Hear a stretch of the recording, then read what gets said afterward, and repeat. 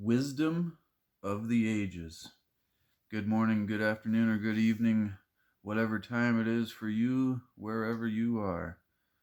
Hope you got your coffee or some tea. Glad to be back. We're going to take a look at Dr. Wayne Dyer's Wisdom of the Ages, a national bestseller, 60 Days to Enlightenment. Now, we've done two videos previous to this. I didn't start at the beginning of the book, oddly.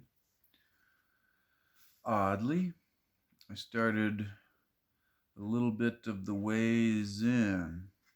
We started on Triumph by Marcus Tullius Cicero, if that's how it's said.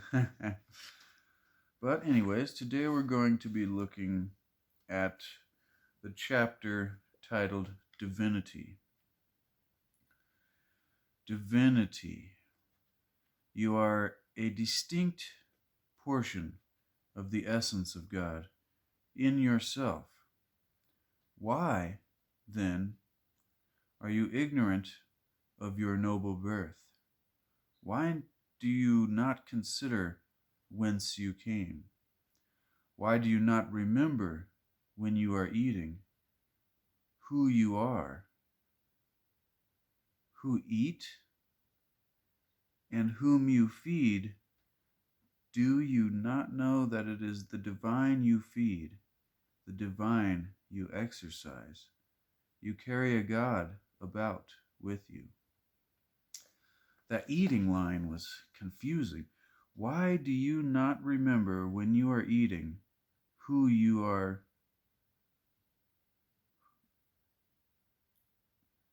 That's so weird. It says who you are who eat.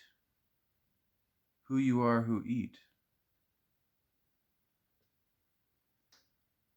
I wonder if there was a misprint there. Why do you not remember when you are eating who you are who eat and whom you feed? Who you are who eat and whom you feed. Do you not know that it is the divine you feed, the divine you exercise? Fascinating. Now,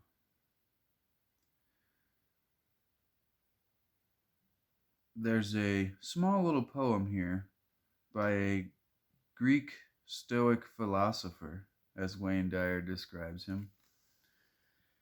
And if you don't like the lighting here, I'm sorry. I just like it coming in the blinds like that in the morning. It's kind of nice. But this Greek philosopher's name is spelled Epictetus, from 55 to 135. I'm going to call him Epictetus. Epictetus, an emancipated slave, was a Greek Stoic philosopher. No written works survive. What? But his pupil, Arian, preserved his essential doctrines in a manual. Wow. See, that's one of the things I love about reading this stuff is you find out these things about history that, that they're the kind of things that are almost beyond reality, at least for my mind. I'm like, when you hear about an ancient Greek guy who was an emancipated slave, who none of his written works survived, but his pupil preserved his essential doctrines in a manual, I'm like, this is the kind of stuff out of a storybook, a fantasy novel. I'm like, but the more that I research into spirituality and mysticism and, the wisdom of the ages, the ancient masters, whoever they were, whether it be Michelangelo or Buddha, Shakespeare, anybody. Think of these, not anybody, but you know what I mean. It's just amazing that this kind of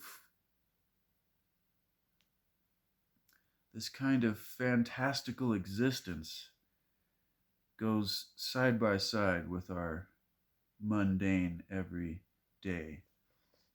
Now let's get into the reading here, because it looks like my phone's only got so much memory to record this one. All right.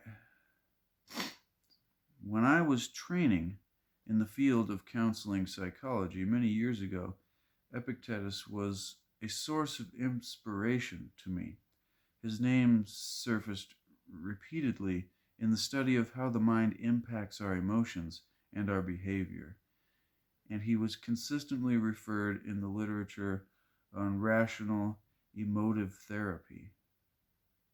I am still impressed by the wisdom of this man who was born a slave in the first century after crucifixion.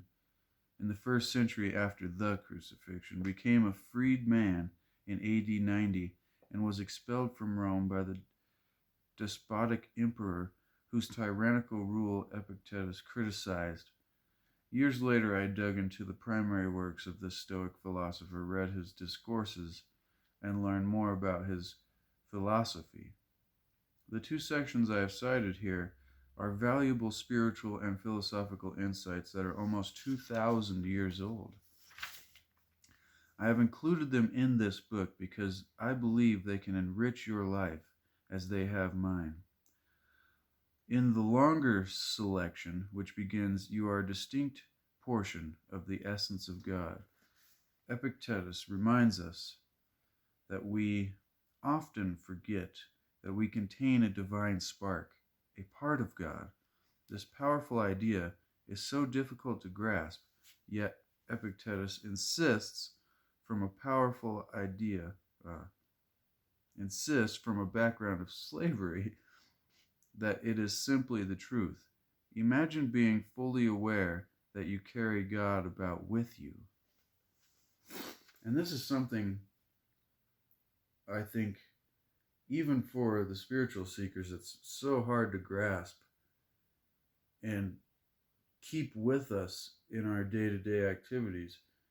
It's that that divinity, the essence that is everything, that is us, is with us. We feel alone sometimes, and I think that's the hard part for the human experience, is we so often forget that we are not alone. If God is everywhere, then there is no place that God is not, and this includes you. Once you connect to this understanding, you regain the power of your very source. Rather than seeing yourself as separate from the miraculous power of God, you claim your divinity and recall all the potency that God is. When you are eating, you are ingesting God and replenishing God. When you sleep, you breathe in God and allow God to rest. When you exercise, you move about on God and strengthen God at the same time. Forgive my sniffling. This may make sense right now as you read these words, but you are probably like many of us who did not grow up with this concept. A more popular image is something like this: God as a giant vending machine in the sky in the form of a white-bearded male on a throne. Deposit tokens in the form of prayers, and God sometimes delivers the goods and other times not. This is the idea of God as separate and distinct from ourselves. Epictetus suggests shifting from this concept of the universe as a monarchy to understanding that you are a principal work, a fragment of God himself, or itself. Even using himself or itself still creates a separation rather than a oneness. I think the key thing there to take is that it's a mistake to think of God as separate and distinct from ourselves. That's when you become alone.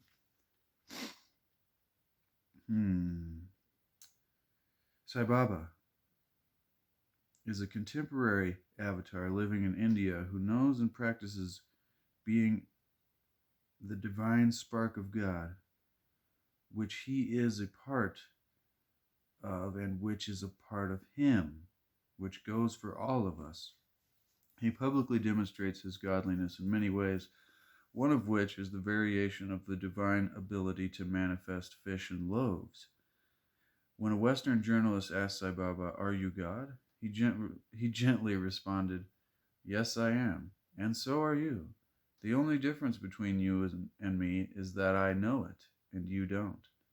When you know that you are a divine manifestation of God, you have made conscious contact with God, and you treat yourself and others as expressions of the divine. In Rome and Greece, this is what Epictetus was telling us 2,000 years ago. Trust your divine nature, never dispute the nobility of your true self, and treat yourself as the same reverence that you have for God. Treat yourself with the same reverence that you have for all. And if you don't have much reverence for all, then work on building that." Epictetus' second observation, as simple as it sounds, has been perhaps the most useful information I have ever processed in my life. It is our opinions of things, and not the things themselves, that cause the disturbances of our lives. That's a super powerful one, ladies and gentlemen. Super powerful one. What a great source of liberation to know that no one can upset us, that nothing out there can make us miserable, that we control how we feel by how we decide to process things, events, and other people and their opinions. As a school counselor many years ago, I frequently invoked the wisdom of this observation. When a student was upset by something or someone else had said or done, I would ask, "Suppose you didn't know what they had said about you. Would you still be upset?" The student would respond with something like, "Of course not. How could I be upset about something if I didn't know about it?" I would then gently offer, So it isn't what they said or did that happened, and you weren't upset at all until you learned of it. And then decided to react by being disturbed. The realization that no one can make us upset without our consent began to be part of the student's awareness. These two gems from Epictetus have influenced my life and writing. I enjoy reminding myself of their value each and every day. I share them with you, Wayne Dyer here says, because they have been so valuable to me. And I share this as I'm reading it with you because all of the things that I research like this have been so valuable to me. And so I hope, in the same way that he hopes, that we all get value from this. Because some people don't have the time to sit down and read. And so I'd like to share my time with you. Now, let me try to finish this in the next 2 minutes. These gems have influenced his life. Share them with you today because they have been so valuable to me. The spiritual insights from Epictetus are combined in this ancient Sanskrit saying, God sleeps in the minerals, awakens in the plants, walks in the animals, and thinks in you. Fascinating. In other words, there is no place that God is not sleeping, awaking, or walking about. The universal source of all life, a presence rather than a person, and this presence thinks in you. And how shall you think? Use this presence of God to realize the enormity of your thinking capacity. It is not the things, events, and circumstances and opinions of others that cause you to feel uneasy and unsettled. It is how you use the God within, the force, your invisible source, to process those extremes that determines your happiness and nothing more. Realize that it is in you, with you, behind you, before you, and all around you, and can be felt everywhere, particularly in your opinions of the things that happen. To put these two ancient yet very up-to-date observations to work for you, begin. Begin to remind yourself daily that you are a divine creation and entitled to be treated lovingly by others as well as by yourself, by seeing yourself as connected rather than separated from God, and you will feel a greater reverence for yourself. Practice regular rituals to affirm the presence of God in you in all that you do. Bless your food and give thanks, and as you do, remind yourself that you are feeding the divine. Similarly, during your exercise activities, visualize the energy of God in your every cell. Give thanks for everything that you receive, including the rain, air, sun, and storms, however they manifest. Gratitude is one way of recognizing the God in all things. Let go of any inclination you have to blame external circumstances for your happiness. When you feel disturbed, ask yourself, how can I change my opinion of these things to remove my discomfort? Then work at it until the blame is gone. This can be accomplished quite readily if you are willing to shift off blame onto God realization, as Epictetus encouraged us 2 millennia ago. Well, I'm out of time. I'll be back in the future, ladies and gentlemen. Hope you get value. Be sure to smash the like button, leave me a comment below, and let me know what you thought.